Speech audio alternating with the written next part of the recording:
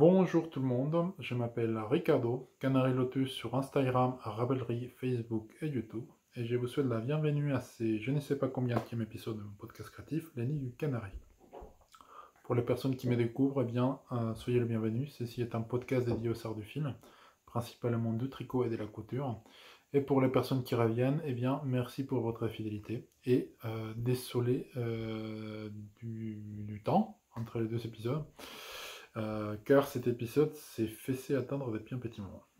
Il se trouve que je crois que ça fait maintenant un tout petit, peut-être 3 mois, 2 mois et demi, un truc comme ça. Pourquoi aussi longtemps entre les épisodes? Eh bien, j'ai eu beaucoup de boulot. J'ai dû faire un déplacement professionnel à l'international. Qui m'a pris énormément des temps de préparation, des journées de travail assez chargées. Ça a suivi donc des déplacements en question qui est un déplacement pendant 2 semaines en un endroit particulièrement loin. Pour tout vous dire, à 32 sur des vols. Donc je vous laisse faire à peu près les calculs où ça peut être dans la planète, mais sachez que c'est loin. On peut même très difficilement faire plus loin. Et en plus de ça, donc, je vous ça prend rien. Pour les personnes qui ont la chance d'avoir des enfants, eh bien, c'est du boulot. J'adore mon fils, mais il me pompe toute mon énergie à la fin de la journée, une fois que j'ai fait le travail, que je reviens à la maison et que j'ai joué avec mon fils. Eh bien, je suis lessivé et j'ai à peine l'énergie pour soulever mes sévilles, prendre mes sévilles et tricoter. Ce qui fait qu'au final, eh bien, je n'ai pas beaucoup de choses à vous présenter, et les peu de choses que j'aurais pu vous présenter, je ne peux pas vous les présenter parce que ce sont des projets secrets. Donc, comme je ne pouvais pas vous présenter grand chose, donc j'avais retardé les podcasts. J'avais de la matière pour les faire juste avant mon départ à l'étranger, et j'ai pas eu le temps. Et puis depuis, j'ai pas le temps, ou j'ai pas l'énergie, bon bref. Toujours est-il que je profite que mon fils est chez les beaux-parents avec ma femme, et que donc j'ai un peu de temps ce soir, parce que oui, il est 23h du soir.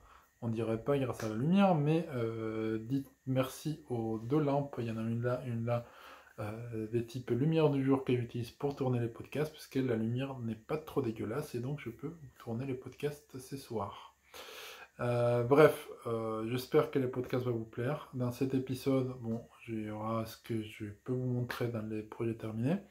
Il y aura aussi une section spéciale que je vais vous donner dans la partie blabla, qui concerne les laines, un peu mes laines préférées, pourquoi, et un peu des retours d'utilisation de ces dernières. Tout ça, vous direz merci à Vanessa, donc, qui est Nessa Tricot, je crois, sur Instagram, avec qui j'ai eu l'occasion de discuter au Tricoté Montparnasse, et qui me demandait justement quelle laine tu pouvais me recommander pour faire ça, pour faire ci, pour faire ça. Bref, je me suis dit que ça pouvait être intéressant de vous partager tout ça. Donc, j'ai décidé donc de faire cette section spéciale. Et pour la partie Netflix, eh bien, ça sera du 50-50. Donc, si vous aimez les suspens, eh bien, vous serez accroché au bord de votre écran, votre téléphone, enfin, je sais pas où est-ce que vous me regardez, mais toujours est-il qu'il y aura un peu de suspense, parce que à l'instant, là, j'ai 2 idées. Comme d'habitude, au début, j'ai fait ça tout gentiment, tout bien, comme un bon enfant. J'ai fait prendre des notes, j'ai préparé les trucs correctement. Depuis, je ne sais pas, enfin, on va dire une dizaine d'épisodes, et je ne prends plus du tout de notes. Ça me prend les choux. Du coup, j'ai fait ça comme ça vient. Et donc, je n'ai rien préparé pour la section Netflix. J'ai néanmoins 2 idées en tête. La première, ça peut être des séries françaises, pour le coup. C'est rare, hein, parce que moi, d'habitude, les cinémas ou la télévision française, je ne suis pas du tout fan. Mais pas du tout. Et alors là, je suis tombé sur 2 perles. Donc, ça peut être ça. Ou ça peut être aussi des adaptations des films, des adaptations des bouquins de Ray Bradbury au cinéma. Pourquoi Ray Bradbury? Parce que pendant mon absence, il se trouve que j'ai beaucoup lu, et j'ai aussi beaucoup écouté des audiobooks. Et je ne sais pas pourquoi, à un moment donné, ça m'a appris d'écouter, c'était Chronique martienne de Ray Bradbury. Et c'est un auteur qui, pour être tout à fait honnête, j'ai lu en espagnol, en anglais, et jamais, j'avais jusqu'à présent jamais lu en français. Et en fait, j'ai le lycée, mais c'était vraiment par bon, voilà quoi. Parce que je voulais pas mourir bête, mais honnêtement, j'ai trouvé aucun intérêt, ça me plaisait pas. Et très franchement, j'ai envie de me tirer une balle quand j'ai dit ça, parce que il se trouve que j'adore, mais qu'en français. Je vais pas réessayer en anglais, je vais pas réessayer en espagnol, mais il se trouve qu'en français, j'ai trouvé ça génial, et du coup, je me suis farci quasiment la totalité de ces œuvres en espace de 2 mois. Et donc, ça peut être peut-être une bonne solution pour les Netflix. Toujours est-il que comme je n'en sais rien, eh bien, je vous laisse avec le suspense et je vous propose de passer tout de suite aux premières sections de mon podcast pour voir comment ça se déroule. Sur ce, à tout de suite dans la première section du podcast.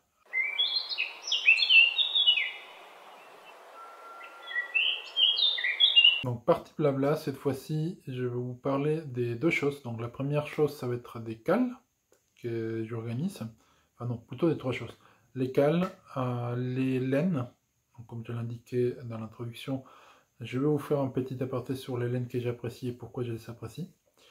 Et on va aussi faire un point par rapport à la fréquence du podcast, puisque, comme je vous indiquais, c'est un peu galère en ce moment, donc en toute franchise, je ne sais pas quand est-ce que je veux revenir. Je ferai ça quand je peux. Donc voilà, c'est dit.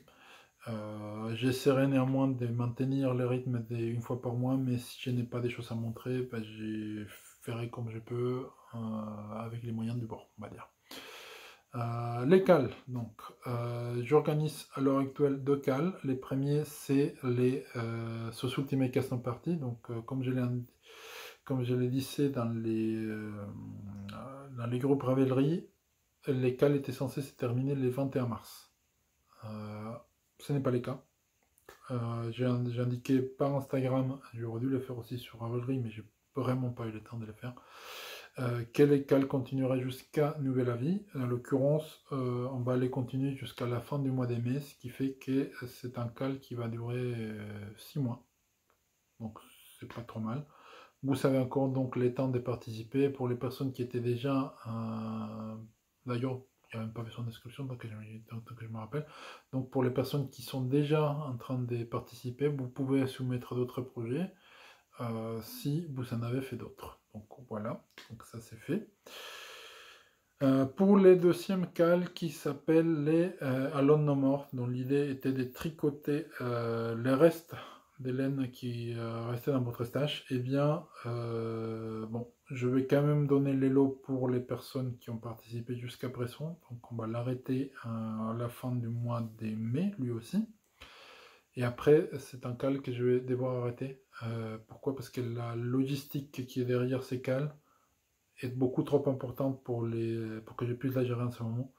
Sauf si il y a une personne qui se propose à m'aider à animer les cales, et peut-être même deux, c'est un cal qui ne peut pas avoir lieu. Donc je m'en excuse. Je pense que j'ai pas du tout mesuré l'ampleur de la tâche. Heureusement, bon, heureusement et malheureusement, il n'y a pas eu beaucoup d'inscriptions. Je pense que aussi j'ai pas fait la promo comme ça, ICDV. Mais dans tous les cas de figure, je pense les personnes qui participent, vous l'aurez compris, je n'ai pas le temps de m'en charger. Je m'en excuse, donc je vais faire le tirage au sort pour les personnes qui participent à la fin du mois de mai. Et après, les cales sera malheureusement arrêté. Voilà. Sinon, pour la partie laine, donc je reviens un peu à ce que je vous disais à l'introduction. Lors du dernier Tricoter Montparnasse, il y a eu quelqu'un, donc son prénom est Vanessa, qui m'a demandé des conseils par rapport aux laines que j'apprécie. Et du coup, elle a rajouté plein de comptes sur Instagram des personnes que j'aime bien, dont les laines j'apprécie. Et donc, je lui ai donné un peu quelques conseils par rapport à ça. Donc, je vous propose de partager donc exactement les mêmes conseils, ou en tout cas à peu près les mêmes conseils que j'ai pu lui donner. Et donc, d'aborder mes laines préférées et pourquoi faire. Donc, commençons par les laines dont je vous parle tout le temps, et on va dire les laines françaises, tout court. Ce sont Imogen Big Bad Giants et Squirrel Giants. Donc, ce sont des laines que j'apprécie particulièrement, et en plus, ce sont des laines, je connais les teinturières, ce sont des amis, enfin, Imogen, je la connais assez bien, Lisa, pareil, Lisa en plus, c'est elle qui m'a appris à tricoter en méthode continentale, et j'arrête pas de tricoter leur laine, voilà. Pourquoi j'aime bien ces laines? Donc, chez Imogen, la base, mais juste incontournable, c'est la base Mélo. Pourquoi?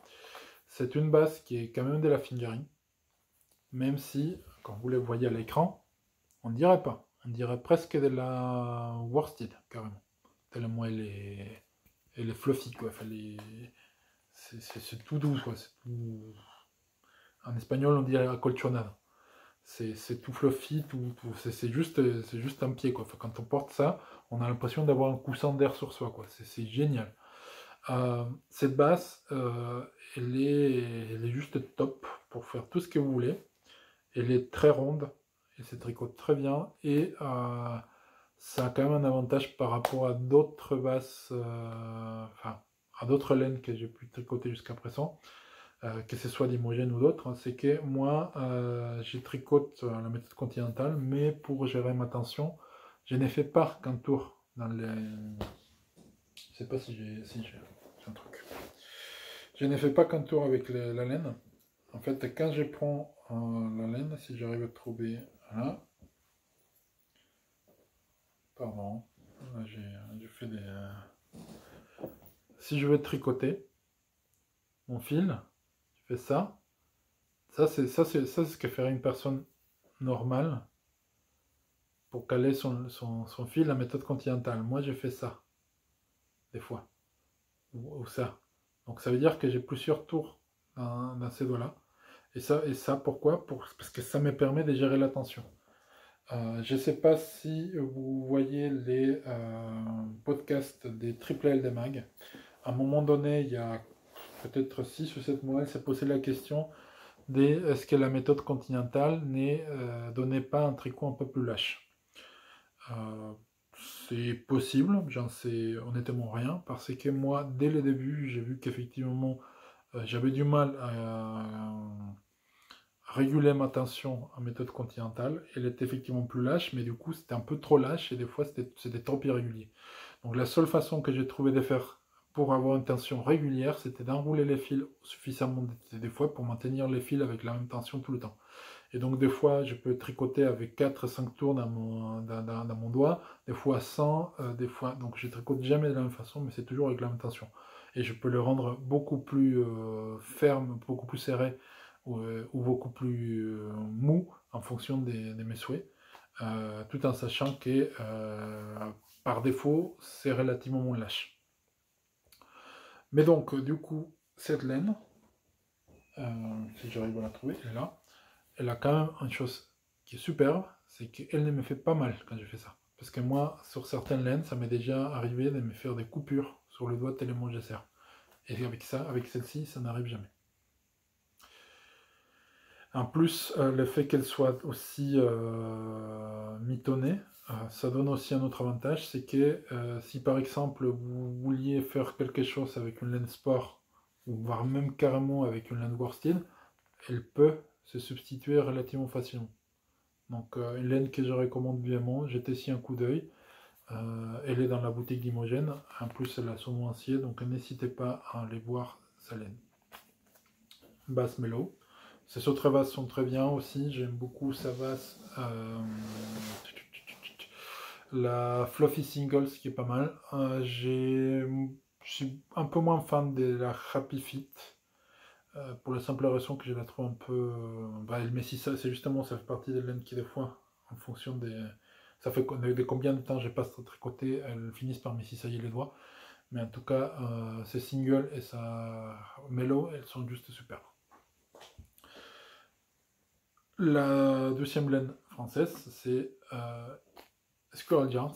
Donc, bon, c'est ma teinturière d'amour. J'adore ce coloris. pareil pour Imogen. En fait, c'est de coloris, enfin c'est de laine. Ce qu'il faut retenir en ce qui me concerne, c'est que ce sont des coloris fausse unis. À chaque fois que je veux chercher en fausse unie, je vais forcément aller voir chez elle. Parce que c'est là où je peux trouver mon bonheur. Et encore, chez Imogen, c'est presque des couleurs unies. Hein. Voire carrément, mais bon. Alors que chez Squirrel Yarns, c'est des fausses unies, donc c'est là où je vais aller chercher ce genre de choses. Ma base préférée chez Squirrel Yarns, c'est la Nothing. Donc c'est une base qui est 80% Merino Super Wash, 10% Cachemire, 10% nylon. Donc pareil que la Mellow de chez Imogen. C'est une base très ronde, très agréable à tricoter, extrêmement douce, extrêmement mitonnée, et qui est juste un pur bonheur. C'est pareil, c'est la fingering, c'est 5 grammes pour 400 mètres. Et en fait, c'est juste un bonheur à tricoter ça. J'aime toutes les bases chez des Square Dance, donc des Lisa.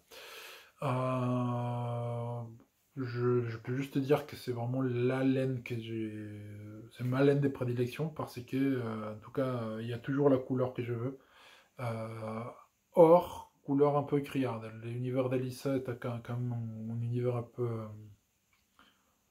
C'est pas néon quoi. Si vous voulez quelque chose des néons, il faut pas aller chez elle parce que c'est clairement pas son univers. Mais si vous voulez des laines un peu des couleurs plus conventionnelles, donc pas des roses pétants ou des jaunes fluorescents, c'est clairement les laines sur laquelle je vais me rabattre parce que la qualité de ces laines et le travail des teintures qu'elle peut faire, il est juste top. Et par rapport à la qualité-prix, je crois que c'est pas celle où je me retrouve le plus, ou en tout cas c'est celle avec qui je m'identifie le plus. En plus, l'ICEP, je l'apprécie beaucoup, donc voilà. Si je veux chercher des laines un peu teinte à la main, mais avec des choses naturelles, hein, donc pas des colorants artificiels, là, il va y avoir By Night, forcément, que vous connaissez tous, ou presque, qui fait des choses superbes. Simplement, c'est des couleurs naturelles, donc ne vous attendez pas à voir des couleurs flashy ou des couleurs très rayonnantes. Ce sont des couleurs relativement éteintes parce que c'est la teinture naturelle. On ne peut pas avoir le même éclat avec la teinture naturelle qu'avec la teinture au colorant artificiel. Outre les laines des By Night, il y a aussi les laines d'une autre teinturière, c'est dommage, j'en ai plus dans mon stock. C'est Dunkelgrün. Donc Dunkelgrün, c'est une teinturière, elle est autrichienne, elle habite en Suisse, et en plus elle anime un podcast, comment s'appelle, tout comme Nathalie.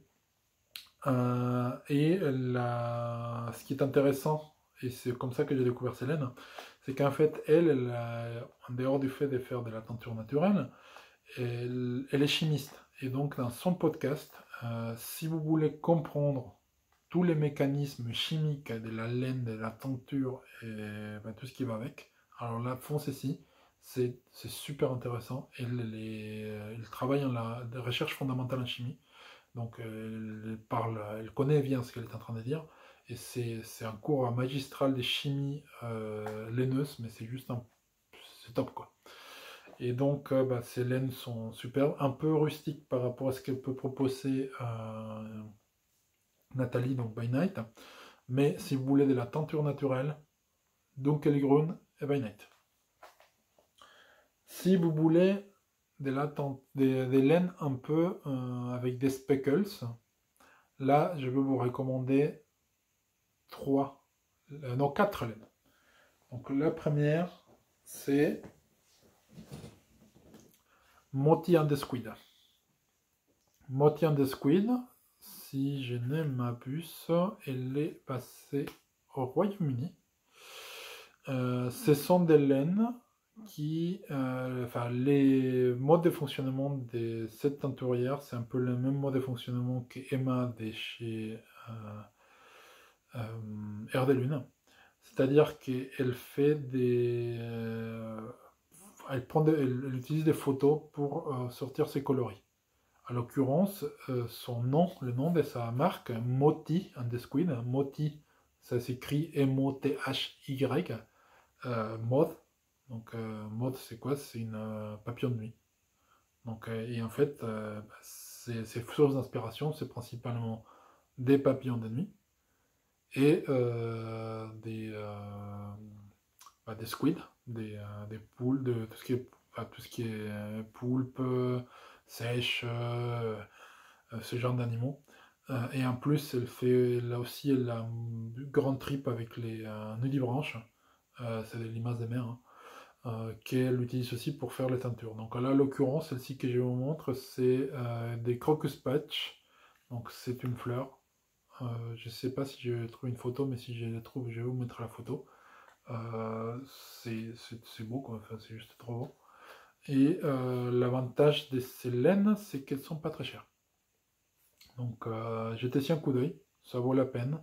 Ces coloris ne conviendront pas à tout le monde. Parce que comme ce sont des photos qui servent de modèle à ces coloris, souvent c'est des mélanges, ça ne plaît pas à tout le monde. Je ne peux pas vous dire que c'est bizarre, parce que c'est pas bizarre, hein, mais c'est juste que c'est pas pour tout le monde. Donc à chacun sa conception de couleur, hein, mais moi ça me convient tout à fait. Et par exemple, c'est l'une des rares personnes chez qui je pourrais prendre quelque chose d'aussi blanc, typiquement. Très douce, très agréable à tricoter. Euh, Au fond, ceci sans problème. La deuxième personne que je vais vous recommander pour des laines un peu flashy ou avec un peu plus des peps, ça va être Debonair Yarns, qui fait des choses avec des speckles magnifiques. Donc celui-là, comme vous voyez, la qualité, la quantité de nuances, elle est juste ouf. Les laines sont très agréables à tricoter. Le seul souci, c'est que les prix, des fois, peut être un peu contraignant. Et c'est pareil en Angleterre. Ces prix sont donc en livres, mais quand elle vient à l'AEF ou au CSF, et il y est toujours, elle fait une conversion en 1, et à ce moment-là, ça devient extrêmement rentable.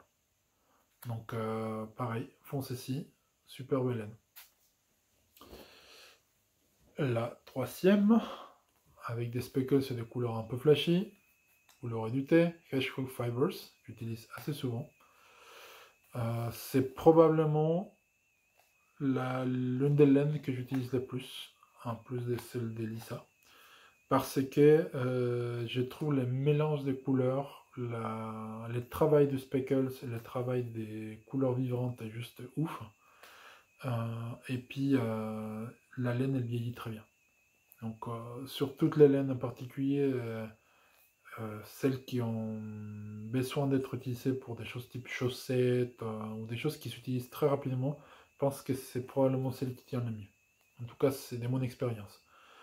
Pas toutes les bases, bien évidemment, mais la soque, je crois que c'est celle qui tient le mieux. Et la dernière laine où il y a, si vous cherchez du peps dont je voulais parler, ça va être très lisse.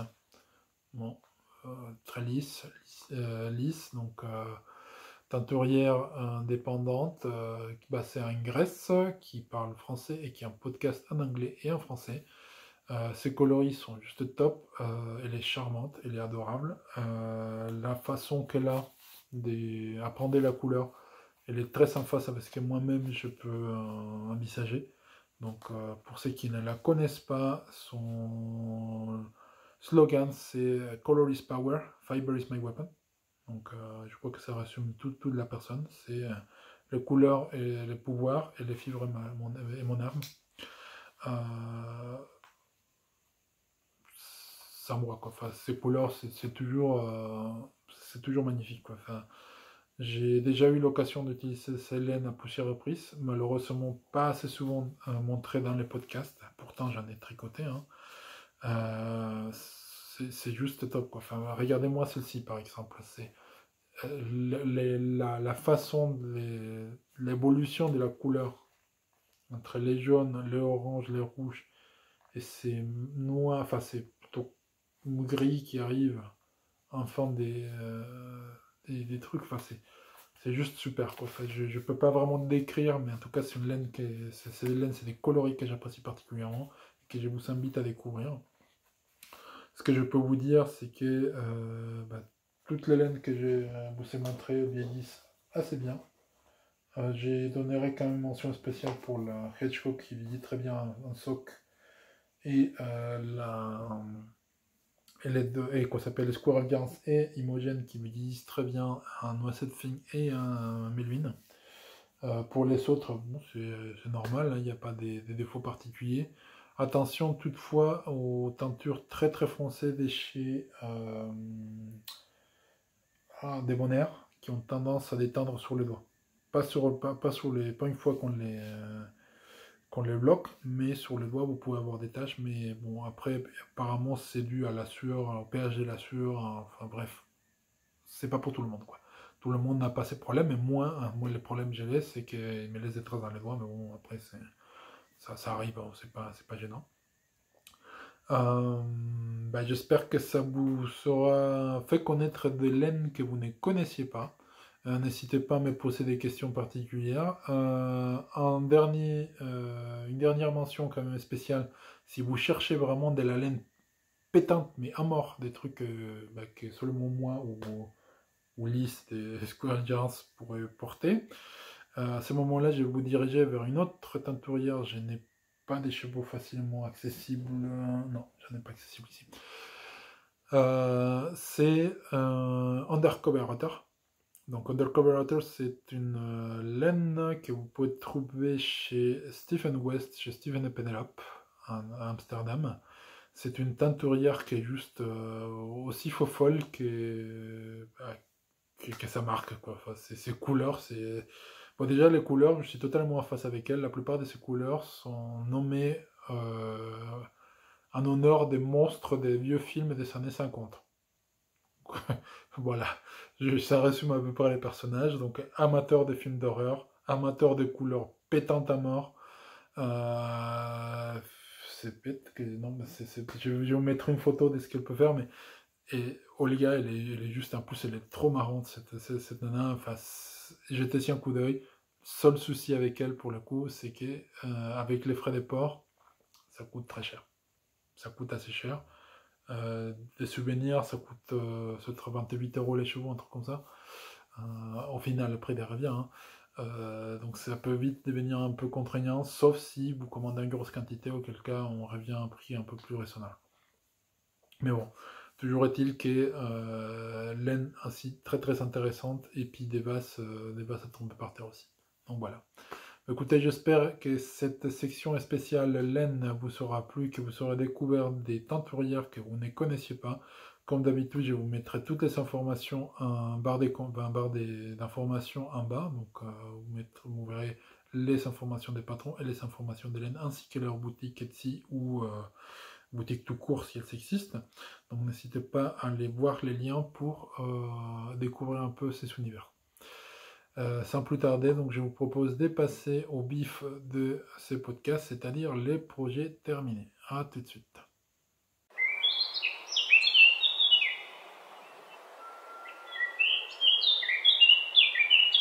Projet terminé, et bien cette fois-ci j'en ai deux. Il s'agit des deux châles de la designeuse Susan Somers.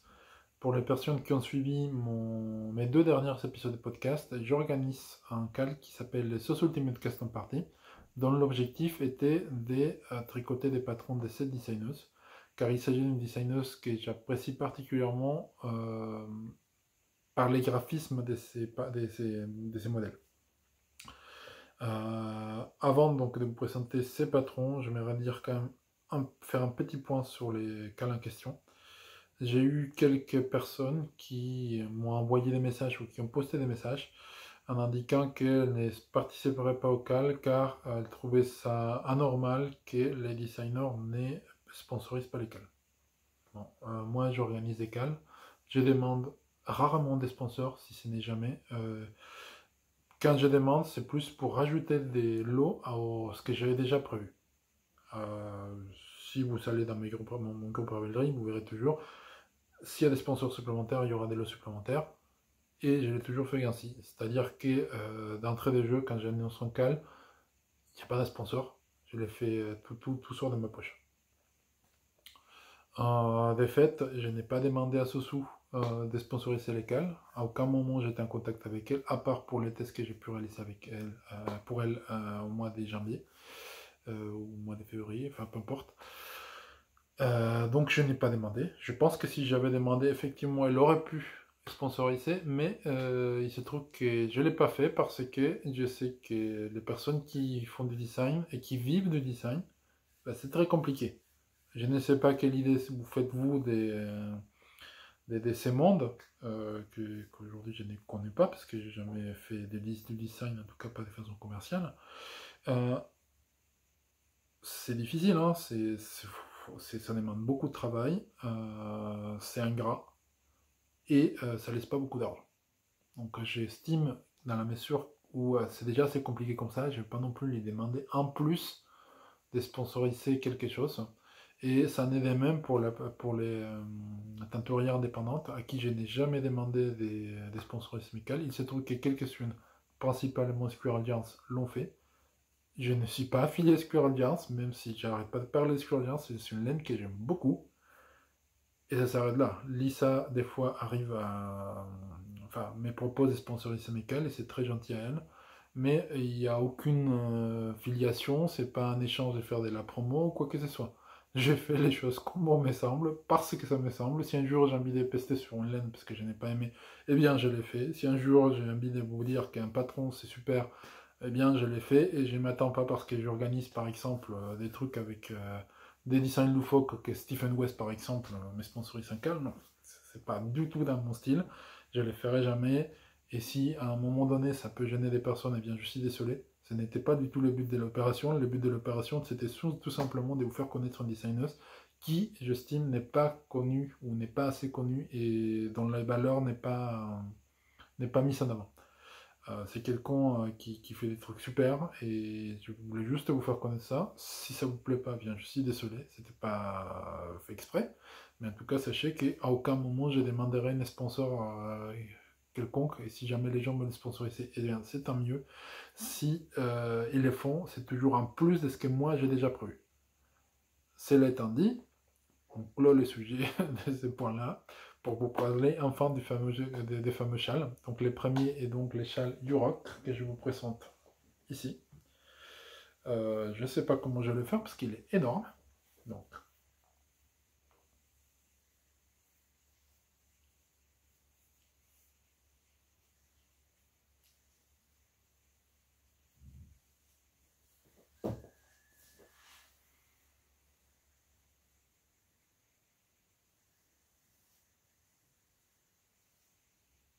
voilà.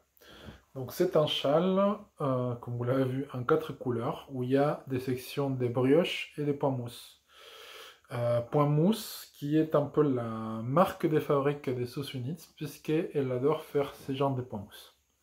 Ce que beaucoup des tricoteurs appellent les points mousse brioche, qui consiste tout simplement à s'arranger pour avoir des sections de points mousse qui s'intercalent entre des sections brioche. Et ça demande, enfin la seule façon de le faire, c'est en tricotant un rang avec une couleur et le deuxième rang avec une autre couleur. Du coup, ça donne des choses comme ça. Et ça permet de donner un autre aspect un peu plus graphique, un peu plus différent, quoi, quand on tricote.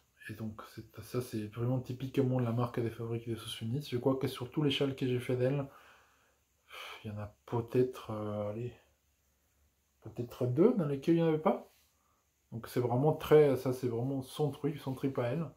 Un trip qui, je l'ai dit en passant, peut être un peu énervant parce que des fois on arrive à se tromper quand on fait maille endroit avec un point mousse et qu'on vient de se farcir qu'on s'appelle un rang vert en brioche et que derrière c'est des mailles endroit normales. Des fois on a tendance à continuer en maille en vert et puis du coup on fait n'importe quoi, il faut défaire, etc. Mais bon, graphiquement c'est très joli.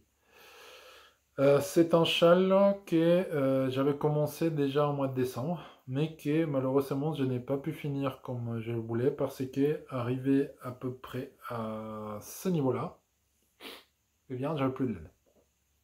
j'avais décidé d'utiliser des restes de ces coloris qui s'appellent Iceberg et Imogen. Donc il faut savoir que tous les châles, c'est un châle fait avec des laines des Imogen Big Bad Yarns. Et en fait, je me suis dit, ah, ça j'avais utilisé que genre allez, 30 grammes, un truc comme ça. Et de cette laine, il dit, ah, ça va, 0,75, ça va suffire. Et ben non, ça ne suffisait pas. Non, c'était pas 30 grammes, c'était 40 grammes, peut-être même 50, j'en sais rien. Toujours est-il qu'arrivé là, bah, j'avais plus de laine. D'après moi, il me manquait 20 grammes, tu parles, il me manquait quasiment 40 grammes. Bon, bref. Euh, du coup, j'avais demandé de l'aide sur Instagram pour qu'on me donne, enfin, voir si quelqu'un était suffisamment gentil pour me vendre son écheveau. J'ai trouvé la personne, donc heureusement, j'ai complètement, ça fait tellement longtemps que j'ai oublié son prénom. Ah, je suis désolé. Si je trouve, je vais mettre ça en incrustation. Toujours est-il que j'ai reçu la laine et entre-temps, j'ai eu les tests pour Sauce Units aussi. Et bah, du coup, celui-là, il est passé au-dessus d'un plan pendant un petit moment. Bref, j'ai pu les reprendre et donc j'ai terminé mon joli châle qui est super.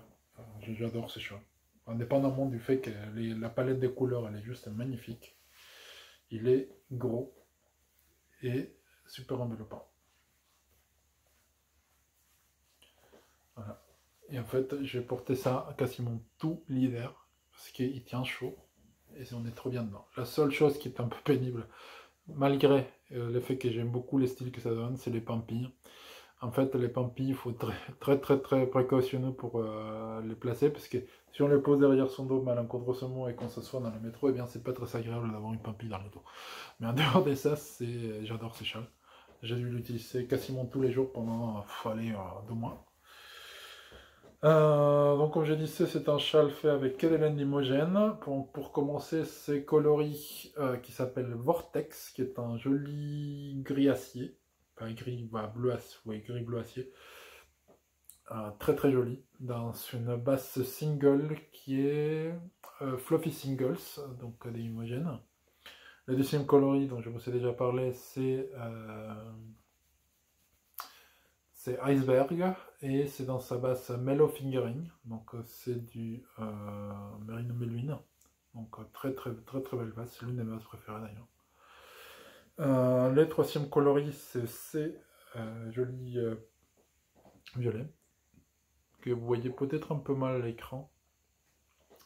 C'est un coloris, pour l'histoire, le coloris en question s'appelle Hit the Road Jack, et c'est un coloris en fait que j'aime tellement qu'à chaque fois que je le vois, quand Imogen est à Paris, eh bien je l'achète. Et je l'aime tellement qu'en plus je pense que c'est pas la même coloris, je l'achète et en fait je l'ai au moins 4 bases différentes. Donc c'est à quel point j'adore cette couleur. Et la troisième couleur c'est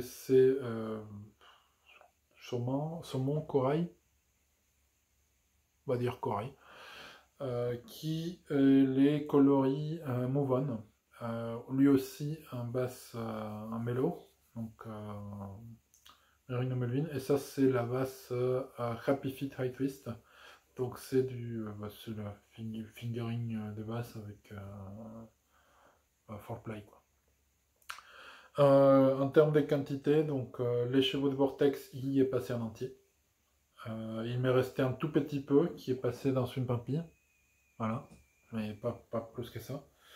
Les chevaux des Iceberg, donc du coup, bah, comme il m'a resté un gros morceau dans un autre chevaux et que je reçu un deuxième, au final, bah, il me reste quand même quelque chose comme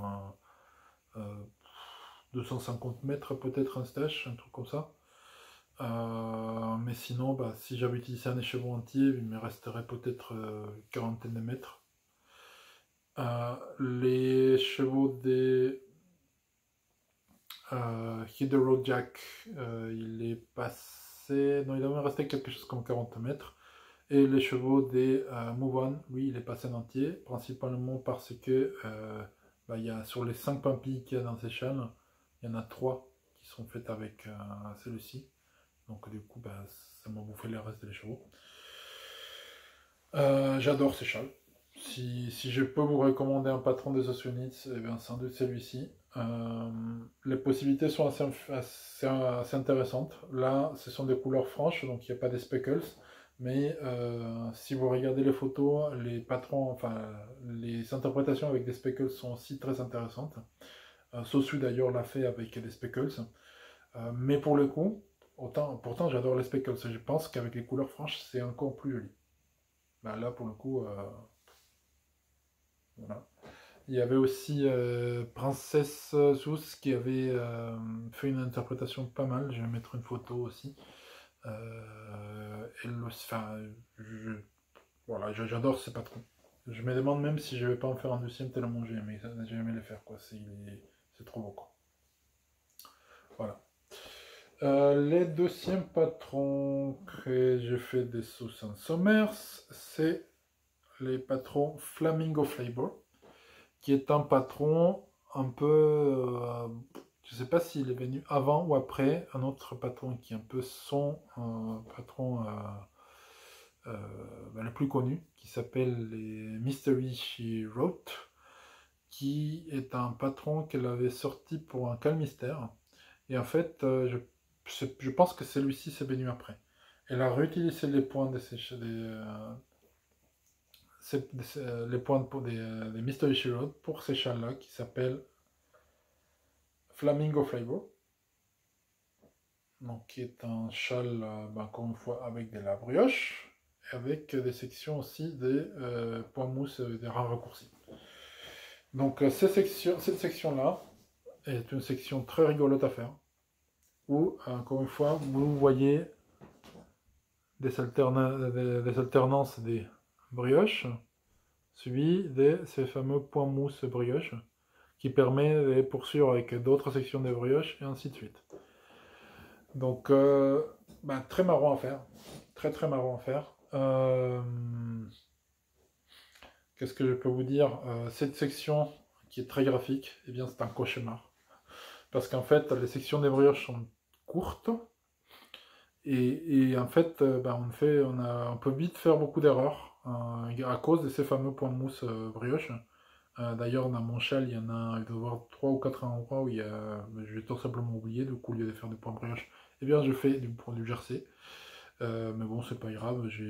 Quand je me suis rendu compte, en plus j'étais dans l'avion, j'ai pas voulu les faire, j'ai laissé. Puis, à part si on les cherche, c'est difficile à les trouver. Même si Mathieu en a trouvé une dès qu'il a vu les chats, non. Voilà quoi. On n'y peut rien. Hein, mais bon, j'adore aussi ces châles. Je l'ai fait cette fois-ci avec des laines de. Il y en a une chez Imogen, une de la Féfil et une autre des Hedgehog Fibers. Si vous me permettez de c'est au nom. Non, non. Je vais plutôt mettre ça dans la conversation parce qu'en fait, je ne me souviens pas du tout des noms des laines. Je sais que la vert foncé est une laine de chez Imogen, en base singles. Donc c'est la Fluffy Singles, donc je ne sais plus comment s'appelle la coloris, mais c'est un vert forêt. C'est vert avec pas mal de speckles un peu fluorescents. C'est un écheveau, je crois, unique qu'avait fait la Féfil, donc Cécile, qui en fait, je vais acheter ça au CSF cette année. Et quand je l'ai vu avec les verres d'Imogen, j'ai dit ces deux-là ils vont ensemble. Après, donc il y a ces jolis gris avec des speckles roses, blancs, jaunes et violets, des Hedgehog Fibers, donc je sais plus comment ils s'appellent, encore une fois je vous mettrai tous les détails. Et après, il y avait deux lignes contrastantes qu'il fallait mettre. Normalement, ça aurait dû être la couleur vert foncé, mais moi je voulais mettre d'autres couleurs, je trouve que c'était mieux. Donc du coup là c'est pareil, c'est la Imogen, la coloris rouge là, ce rouge sang. Je vous mettrai encore les noms, les métrages. Et ces coloris roses, c'est mon neutre de chez Bibounette, qui est en boîte avec Virginie. Donc voilà. Qu'est-ce que je peux vous dire du patron? Très marrant à faire. C'était pas ennuyeux du tout. Les seuls regrets que je pourrais avoir, c'est la façon dont elle gère l'iCord qui entoure tous les châles. Donc concrètement, comment ça se passe? Les châles, vous les démarrez ici. Ici. Donc on fait toute la section, tous les gros triangles, tous les gros triangles avec les triangles. Un coup. Et arrivé donc à la bordure, on est censé laisser la bordure en attente. Pour venir derrière rattraper des mailles ici, et ici, et commencer à faire les choses tout en laissant des mailles en attente, pour qu'une fois qu'on a fini toutes les sections, on vienne récupérer toutes les mailles tout le long, et à un moment donné, on récupère les mailles qu'on a mises en attente, pour faire l'iCord. Moi, ça me plaisait pas du tout comme construction. J'ai trouvé ça pas super astucieux. Du coup, ce que j'ai fait, tout simplement, c'est que, arrivé là, j'ai fait l'iCord. J'ai fait l'iCord, j'ai fait l'iCord, j'ai fait l'iCord. Et après, j'ai récupéré des mailles directement pour tricoter l'iCord au fur et à mesure que j'avançais. Ce qui fait qu'une fois que je suis arrivé à la bordure ici, il ne me restait plus qu'à faire l'iCord pour rabattage et puis c'était terminé. Euh, bon, je comprends pourquoi elle l'a fait, parce qu'en fait, si on fait comme moi j'ai fait, quand on arrive à ces sections par exemple, ici ou ici, donc là il y a les lignes contrastantes, ou encore plus ici, ben, on va se retrouver avec un iCord qui va être des couleurs différentes, là où elle gardait une unité de couleurs. Très franchement, ça ne me dérange pas. Du coup, j'ai préféré les faire comme ça. Je trouve que c'était plus intéressant et beaucoup plus rapide, et puis surtout que ça me prenait les choux d'aller rattraper des mailles à la fin, d'autant plus que ça faisait quelque chose comme 1200 mailles, un truc comme ça. Enfin, c'était pas drôle quoi, donc du coup, je l'ai fait autrement. Ce que je peux vous dire de ces châles, c'est que bon, je l'ai choisi par fainéantise, parce qu'en fait, initialement, je voulais faire les Mystery She Wrote, je vais mettre une photo, qui a exactement ces sections-là. Enfin, au lambda près d'un morceau, mais bon, c'est grosso modo la même chose. Et après, c'est un patron qui demande de rattraper des mailles à gogo, faire une section à un point mousse qui est long comme les bras, littéralement, hein, long comme les bras. Et en fait, je voulais pas. Je voulais pas et je voulais quand même cette section parce que je trouvais ces triangles particulièrement intéressants. Et du coup, j'ai choisi la Flamingo Flower qui avait ça et qui n'avait pas cette section de mousse énorme. Je suis pas mécontent. La seule chose que je regrette, c'est que l'échelle n'est pas très long. Ah oui, vous me dites, ça fait quand même l'envergure de tes bras. Oui, c'est presque 1,80 m. Non, 1,80 m. Je sais pas combien j'ai fait d'envergure comme ça, mais oui, si, ça doit être 1,60 m, 1,80 m. Enfin bref, peu importe. C'est un châle plutôt petit et qui pour le coup ne donne pas énormément de possibilités de portage. Donc en fait, la seule possibilité pour les porter, c'est comme ça. Donc c'est pas mal, hein. C'est un petit châle, mais qui fait son effet, qui est très graphique comme d'habitude. Et qui pour le coup je trouve va plaire beaucoup à ma femme qui a dernièrement enfin trouvé que mes châles étaient mieux que ses écharpes, donc du coup maintenant elle me pique mes châles et je pense que celui-ci va faire son bonheur. C'est un châle qui c'est l'année passant n'a toujours pas été bloqué parce que je l'ai fini il y a quelques jours et que j'ai pas pu m'empêcher, je suis déjà sorti avec lui 3 fois parce qu'il faisait un peu frisqué dernièrement, mais bon voilà, là il est à l'envers. Voilà, qu'est-ce que je peux vous dire? Il n'utilise pas tous les sèche-chevaux. Je vais l'utiliser, je n'ai pas encore PC, donc je ne peux pas vous donner le métrage exact, mais je vais utiliser, allez, 80% de celui-ci et 70% des deux autres. Donc j'aurais pu continuer cette section un peu plus longtemps. Je ne l'ai pas fait, pourquoi? Parce que les sections, quand vous voyez un châle avec des sections d'un point ou d'un autre, faites attention si vous voulez les prolonger à garder l'équilibre des sections. Là, à l'occurrence, je pense que si j'avais rajouté une section de brioche un peu plus longue que ce qu'elle ne l'est déjà, ça aurait cassé un peu l'équilibre du châle, et c'est pour ça que j'ai décidé de ne pas le faire. Même si ça m'est laissé avec beaucoup trop des laines derrière, mais j'ai préféré garder l'équilibre au lieu d'utiliser toute ma laine. Parce que je trouverai quoi faire avec cette laine, c'est pas un souci. Voilà. J'ai d'autres projets terminés. Enfin, terminés oui et non. Enfin, dans un état un peu limbo bizarre. Dont je ne peux pas vous parler et que je ne peux pas vous montrer. Donc, vous dites, mais alors pourquoi tu nous parles de ça? Eh bien, ce sont des projets secrets. Vous en saurez plus, j'espère, incessamment sous peu. Toujours est-il que ce sont des projets secrets et personnels. Voilà. Je n'ai pas d'autre chose à vous montrer, un projet terminé. Je suis en train de travailler sur d'autres projets à l'heure actuelle, donc je vous propose donc de passer à la partie projet en cours.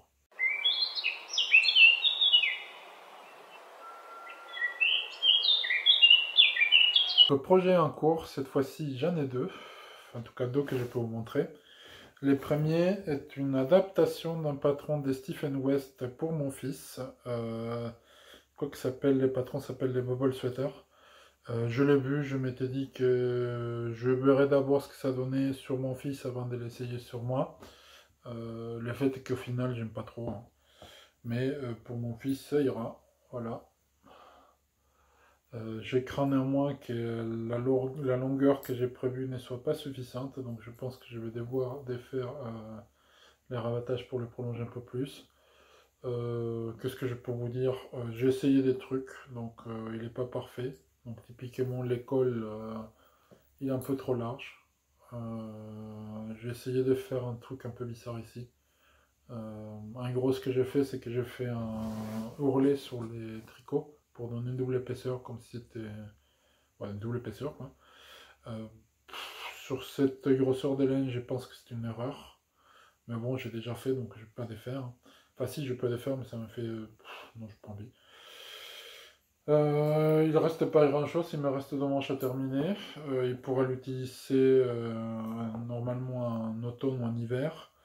Je n'aime pas trop le rendu de ça sur un pull au final. Même si j'ai vu d'autres pulls, enfin, j'ai vu des interprétations de ces pulls par des tricoteuses que je connais, principalement Lily Doggies pour les personnes qui suivent son compte. Et au final, j'aime pas. J'aime pas du tout, donc je ferai pas ces pulls là pour moi. Mais bon, j'ai adapté ça pour mon fils. Euh, pour tout vous dire, je n'ai pas les patrons du pull en question. En fait, comme j'avais fait les châles des sauts mystéricales, les texture time, hein, ben, ces points-là, ils l'utilisent pour clôturer les châles. Et du coup, je me suis dit, bah bon, j'ai vu son pull, et puis d'œil, bah, j'avais fait ça. C'est pas trop mal, hein, mais bon, voilà. Je l'ai fait avec de la laine Katia Merino Aran. C'est une laine industrielle, mais une laine industrielle que j'apprécie particulièrement, que je vous conseille si vous voulez faire des choses pas trop chères et qui tiennent bien. Donc la laine, elle est juste top, elle est très très douce. Et pour un bébé, c'est idéal. Voilà. Donc ça, c'est les premiers projets. Et le deuxième projet, eh bien, c'est aussi un pull pour mon fils. C'est un pull qui a une signification particulière et que je dois finir avant son anniversaire, qui n'est pas pour bientôt, c'est dans 6 mois. Mais c'est un pull que j'avais fait pendant que ma femme accouchait. Donc ce pull-là n'a été tricoté qu'à l'hôpital, enfin à la maternité pour être tout à fait précis, et que pendant que ma femme accouchait. Donc c'est un pull en taille 6 mois, enfin 6, non 8 mois pardon. Un peu plus que 8 mois parce que je l'ai fait à l'œil aussi. Et que bon, bah, c'est basé sur le flax. Dans ces pulls-là, j'ai fait également la même manip, c'est-à-dire un ourlet sur les tricots. Donc là, vous les voyez, vous voyez, mais qu'est-ce que tu as fait avec ton col? Pourquoi c'est aussi épais? Parce qu'en fait, vous voyez, il est doublé. Donc je trouve que ça c'est intéressant, donc je le ferai pour d'autres pulls pour faire un truc un peu plus doux. Donc je vais les finir, comme ça il pourra les porter bientôt. Initialement c'était pour son anniversaire, je pense que pour son anniversaire ça risque d'être trop petit, donc je préfère les terminer histoire qu'il puisse l'utiliser assez rapidement. Donc voilà, et celui-ci je l'ai fait avec des Lacatia Merino Baby, qui est aussi une laine industrielle, mais que j'apprécie particulièrement. Donc pour les personnes qui ne me suivent pas depuis très longtemps, je tricote rarement sur des laines industrielles. La seule laine industrielle que j'aime bien, c'est Lacatia. Je trouve qu'au niveau qualité, il n'y a pas photo, hein. Il y en a qui ne jurent que par drops. Moi, la drop, je n'aime pas du tout. J'ai eu que des mauvaises expériences avec ça. Et en fait, la Katia, je trouve que c'est une laine de très bonne qualité. Certes, un peu plus chère que la drops, mais je trouve pour le coup que la qualité, ça se paye. Donc, si je peux vous conseiller une marque de laine à utiliser pour des projets pas trop chers, bah, allez-y chez Katia les yeux fermés. Attention quand même, Katia n'a pas que des bons produits, hein. Ils sont aussi une gamme qui s'appelle Promofin, à fuir comme la peste. C'est intricotable. Dehors de celles-là, toutes les autres laines que j'ai essayées de chez Katia, elles sont toutes super. Et leurs cotons sont particulièrement intéressants. Voilà.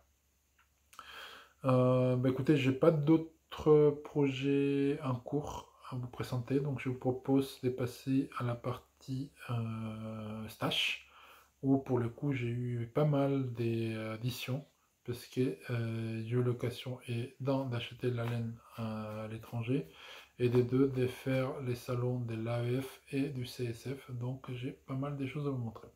A tout de suite.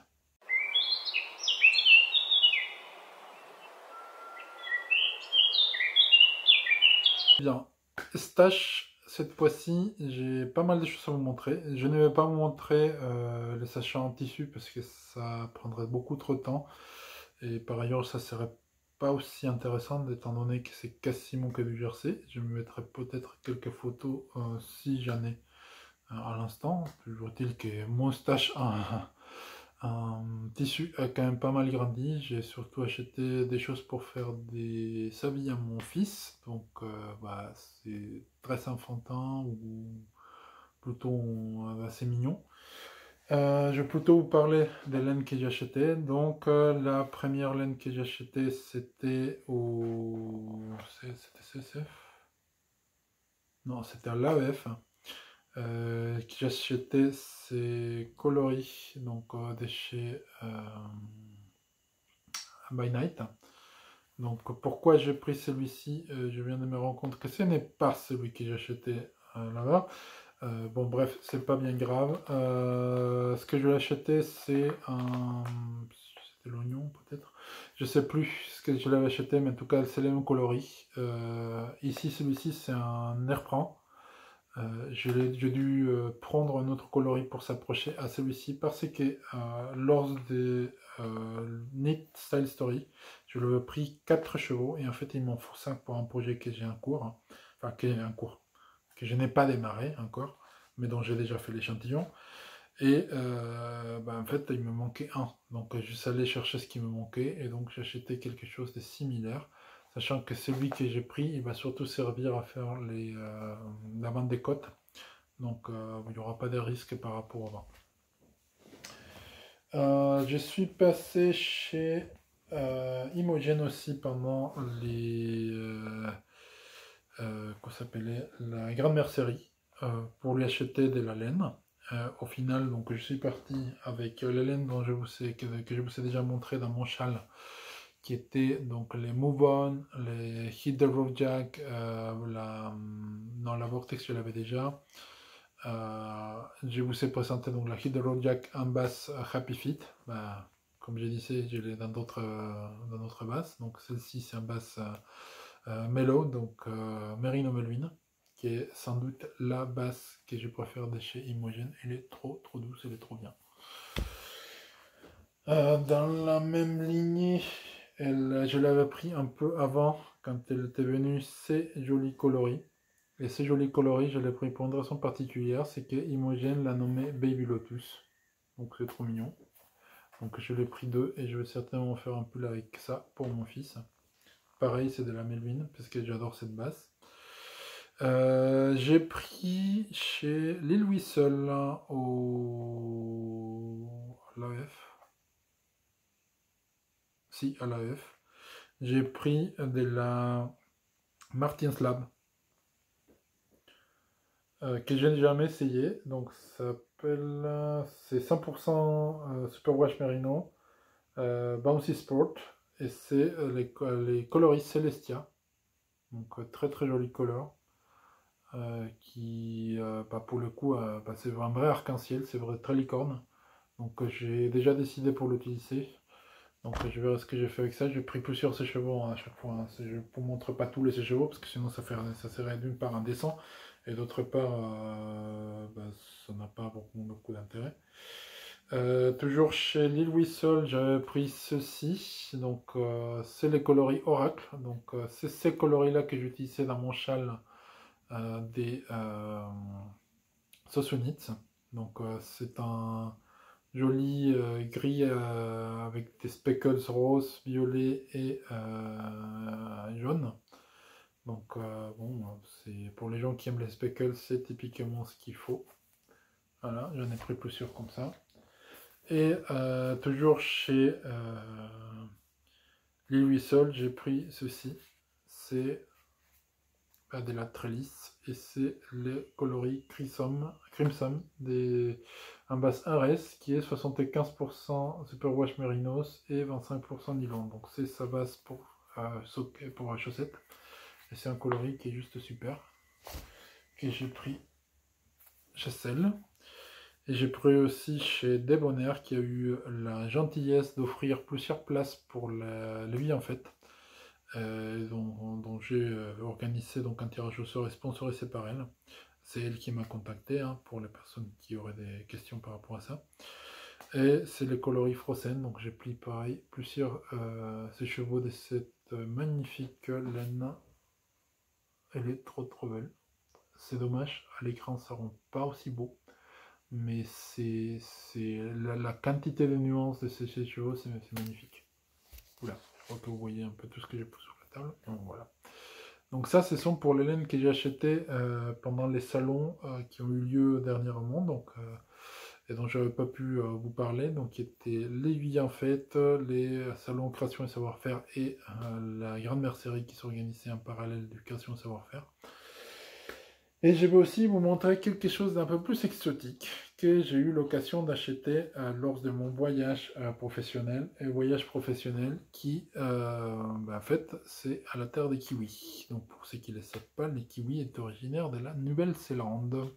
Et donc j'ai eu l'occasion de voyager donc, à la Nouvelle-Zélande, donc j'ai acheté un certain nombre de petites pelotes comme ça. Donc ces laines sont de la Silana Kiwi, que pour le coup j'ai donné un cadeau à mes tricopines. Ce sont des pelotes où il y a 40% de mérino de Nouvelle-Zélande, qui est un mérino un peu particulier, c'est pas pareil que le mérinos normal. 30% de coton et 30% d'opossum. Donc, qu'est-ce que ça donne de tricoter l'opossum? Eh bien, c'est une très bonne question. J'ai pas encore tricoté les pelotes d'opossum que j'ai rapportées pour moi, parce que oui, j'ai rapporté des pelotes d'opossum et qui au final ne seront pas pour moi, mais pour ma femme, de cette laine qui s'appelle Outlaw, où j'en ai pris suffisamment pour me faire un pull pour moi, et qui au final sera un pull pour ma femme et pour mon fils. Donc la base s'appelle Bohemia Worsted. Donc c'est 45% Poolwort. Donc Poolwort c'est les fameux mérinos des Nouvelle-Zélande. C'est un mérinos, il est un peu, c'est un mouton un peu bizarre, il est tout petit. Par rapport au mouton normand, il est plus petit. Enfin, on dirait qu'il est trapu comme un nain, quoi. Il y a 45% d'alpaca, pardon, et 10% de possum. Donc je n'ai pas encore pu les tricoter, je n'ai pas encore trouvé les patrons. Ça va être certainement un jacquard, puisque le type de couleur et le type de laine en question. En revanche, ce que je peux vous dire, pour avoir acheté des articles pour le coup en laine Et là où il y avait quasiment que de l'opossum, mélangé avec un tout petit peu de laine, c'était 60-40, quelque chose comme ça. Eh bien, ce que je peux vous dire, c'est que c'est d'une douceur, mais c'est phénoménal. En fait, c'est juste, juste un plaisir de porter ça. Moi, j'ai acheté des chaussettes, mais ces trucs-là, c'est du beurre, quoi. Je pense d'ailleurs que la prochaine fois que je vais y aller, parce que oui, je vais y aller relativement souvent à partir de maintenant, eh bien, je pense que je vais acheter d'autres chaussettes, parce que franchement, c'est les pieds, c'est les cas de dire. D'habitude, je n'achetais pas la laine de possum pour une raison, c'est qu'en fait, la laine de possum, pour obtenir les poils de l'opossum, il faut tuer l'animal. Ça me plaisait pas, parce que je trouvais pas ça terrible. Et du coup, j'ai un peu fui ça comme la peste jusqu'à présent. Néanmoins, en Nouvelle-Zélande, quand la laine vient de Nouvelle-Zélande, je l'achète pour une raison, c'est qu'en fait, en Nouvelle-Zélande, ce qu'il faut savoir, c'est que malgré ce que vous pouvez penser, je suis sûr que vous pensez, ah c'est cool, t'as vu des koalas, des kangourous. Non, il n'y a pas des kangourous, il n'y a pas des koalas en Nouvelle-Zélande. Ça vient d'Australie. Et c'est justement ça les problèmes, c'est qu'il y a une quantité d'animaux qui ne sont pas natifs de Nouvelle-Zélande, qui ont envahi la Nouvelle-Zélande, et en l'occurrence, le possum s'en fait partie. Du coup, en fait, le possum, c'est une peste là-bas. C'est une peste, pourquoi? Parce que tout ce qui est rongeur, ça bouffe les œufs des oiseaux. Et en Nouvelle-Zélande, comme il n'y avait pas de prédateurs jusqu'à l'arrivée de l'homme, ce qui se passe, c'est que bien, ces prédateurs, ils bouffent tout ce qu'ils peuvent, et en l'occurrence les oiseaux, et les oiseaux en question ne volent pas. Il y a beaucoup d'oiseaux en Nouvelle-Zélande qui ne volent pas. Je pense pas particulièrement au kiwi et au tekeche, qui est un espèce de poule bleue. Je vais vous mettre une vidéo, de toute façon. On va faire une petite pause pour que vous voyez la vidéo du tekeche. Vous verrez comment c'est joli cet animal. Ce qui est triste par contre dans la vidéo, c'est que l'animal que vous voyez, ça fait partie des 500 animaux qui existent encore. Donc bon, je reviens dans quelques secondes. Enfin, minutes, parce qu'il me semble que la vidéo doit 2 minutes, quelque chose comme ça. À tout de suite.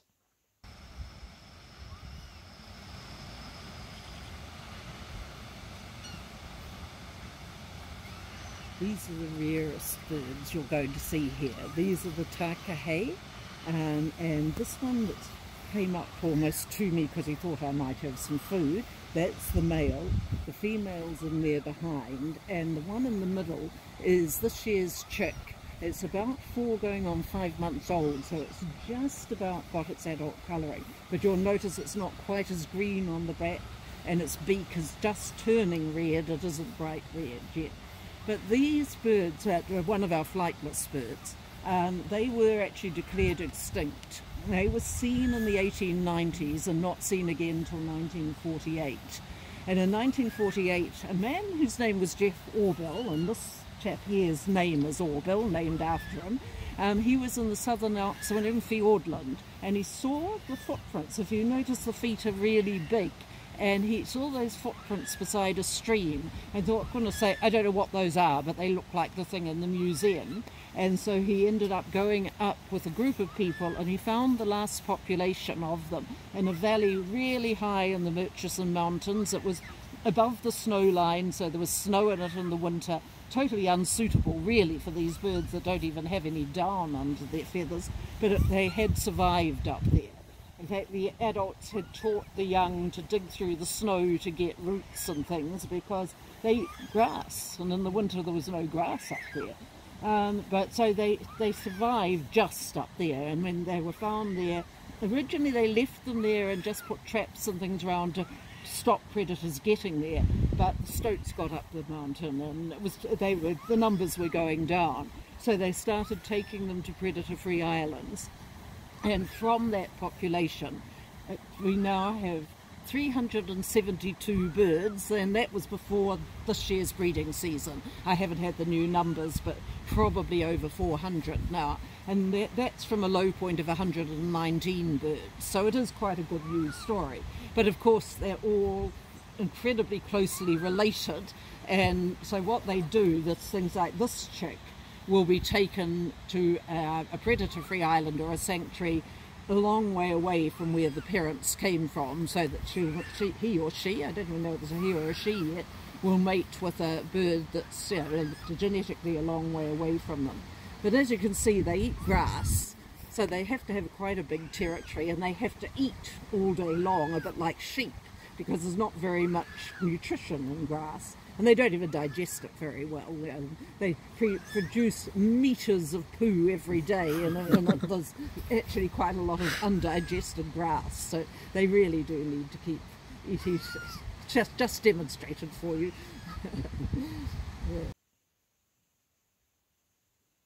Donc, je suis revenu. Donc, j'espère que vous avez aimé cette vidéo. Je suis désolé si la vidéo est en anglais et que vous ne comprenez pas l'anglais. En gros, ce qu'elle raconte, la dame, c'est que l'animal en question, donc il n'y en a pas beaucoup. Comme je disais, il n'y en a que 500 en tout cas connus en liberté. Ils ne se reproduisent pas des masses. Et là, en l'occurrence, ce que vous voyez, c'est deux adultes et un petit. Donc les petits, c'est celui qui est voyé en premier plan, c'est un mâle. Les petits, c'est celui qui est derrière lui, et la femelle, elle est très en arrière. Je ne sais plus si on la voit dans la vidéo. Mais bon, elle explique un peu comment ils sont arrivés au parc en question. Le parc en question s'appelle Sealandia et c'est à Wellington. Donc c'est une réserve naturelle qui sont construits là où il y avait un barrage. Et l'idée en question, c'est de remettre l'écosystème comme il l'était avant l'arrivée de l'homme, sur un plan qui va durer 200 ans. Donc ils sont 200 ans pour reconstruire l'écosystème. C'est un projet très ambitieux et un endroit particulièrement agréable. Enfin, c'était super, moi j'adorais. Enfin, moi qui adore les soissons, mais alors là j'étais servi, il n'y a que ça. Il n'y a que ça, il y a des soissons partout. J'en ai vu un certain nombre. J'ai aussi eu l'occasion de voir des kiwis. Ce qui était pour moi, c'était juste super quoi. C'était juste allé là-bas que pour ça en plus. Donc j'en ai vu, donc c'était génial. Donc bref, tout ça pour dire que c'est un endroit super. Il me semble qu'en plus ils font on peut faire des dons, donc si jamais ça vous intéresse, allez voir. La démarche est assez intéressante parce qu'en fait ce qu'ils font, c'est qu'ils ont mis une sorte des barrages, ils ont mis une barrière qui fait qu'aucun animal qui n'est pas natif ne peut rentrer. Donc à l'occurrence, les rongeurs ne peuvent pas passer. Donc bref, j'ai eu donc l'occasion d'acheter ça. C'était super. La laine en question, elle a suivi pas mal d'aventures. Parce que, bon, quand je suis allé l'acheter, donc il se trouve que l'endroit en question est à Peterschnock. J'ai dû aller là-bas comme j'ai pu. Et une fois là-bas, c'était la galère, parce que pour rentrer, j'avais plus d'internet. Il pleuvait à cordes. Et Wellington, c'est une ville très venteuse. Donc en plus, il y avait des vents de 40-45 km à l'heure. Donc c'était horrible. Je ne savais pas où j'étais. J'avais plus d'internet, pas de téléphone. Ma carte bancaire ne passait plus. Enfin, c'était juste super. Et en fait, par miracle, j'ai réussi à trouver un taxi qui passait dans les coins, parce qu'en plus, un coin où il n'y a rien. Et j'ai trouvé un taxi et j'ai pu rentrer à l'hôtel. Sinon, je sais pas comment j'aurais fait. Je pense que je serais retourné à la boutique pour demander des lettres, parce que franchement, c'était juste atroce. D'ailleurs, je vais mettre une petite vidéo de la boutique qui s'appelle... Ah, j'ai perdu le nom. J'ai perdu le nom. Je suis vraiment désolé. Non, je n'ai pas le nom. Je mettrai le nom et le logo si je peux. Ainsi qu'une petite vidéo que j'ai prise là-bas. Et bref, après être rentré avec ça, je me suis dit, je suis juste à côté, donc je vais aller au parc zoologique. Effectivement, je suis allé au parc zoologique et avec ma laine très tranquillement, donc j'étais là à Pénard en train de me balader. Il y a une section dans laquelle on peut voir les animaux de l'Australie. À l'occurrence, il y avait un ému, qui est comme une grosse autruche.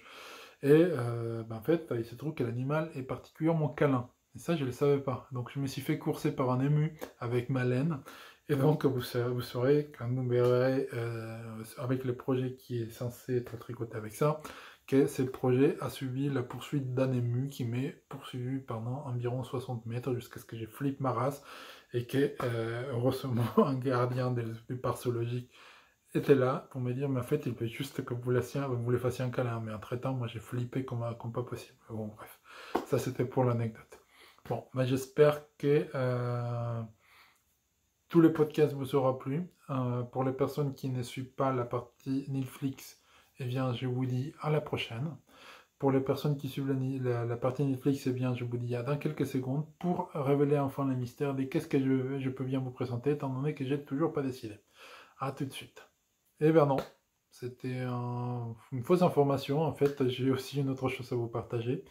Ce sont les petites annexes à mon stage que j'ai reçues dans les swaps des geeks créatifs où j'ai eu la chance de tomber sur Lorraine, hein, donc, qui m'a envoyé donc, ces jolis cotons pour que je puisse faire des monstres. Parce qu'en plus, elle m'a envoyé tout l'attirail pour, donc le plan des cieux de sécurité. Et un joli canari zombie. Donc j'adore. J'adore, il est trop beau, il est trop chouette. Et c'est génial. Enfin, ouais, je suis toujours sans. À chaque fois que je les vois, je peux pas m'en empêcher, c'est juste génial. Donc merci beaucoup, Lorraine, c'est génial. À l'occurrence, ces Canaries, pour les personnes qui connaissent pas, enfin, ou qui n'ont pas vu son podcast, il est inspiré d'un film qui s'appelle Poultrygeist des Night of Chicken Dead, donc qui est un film des Trauma Entertainment. Donc Trauma Entertainment, c'est un studio des cinémas indépendants des États-Unis qui font des films, on va dire qu'on pourrait juger des horreurs comiques. Et qui ont tout un univers assez loufoque. Et à l'occurrence, un Poultrygeist, c'est une invasion des poulets mutants, enfin des poulets mutants zombies. C'est un peu particulier. C'est un film vraiment à regarder pour adopter un peu l'analyse des Lalou. Donc bon, c'est un film à regarder si possible avec quelques verres d'erreur soit, parce que c'est effectivement un peu n'importe quoi. Mais c'est l'un des films que j'aime bien regarder quand je suis avec des potes et qu'on a quelques bières derrière. Effectivement, c'est un film qui se regarde très bien et dans lequel on peut déconner à mort, quoi. Donc voilà. Donc, maintenant que je vous ai montré ces petits annexes, je vous propose de passer à la partie Netflix. A tout de suite.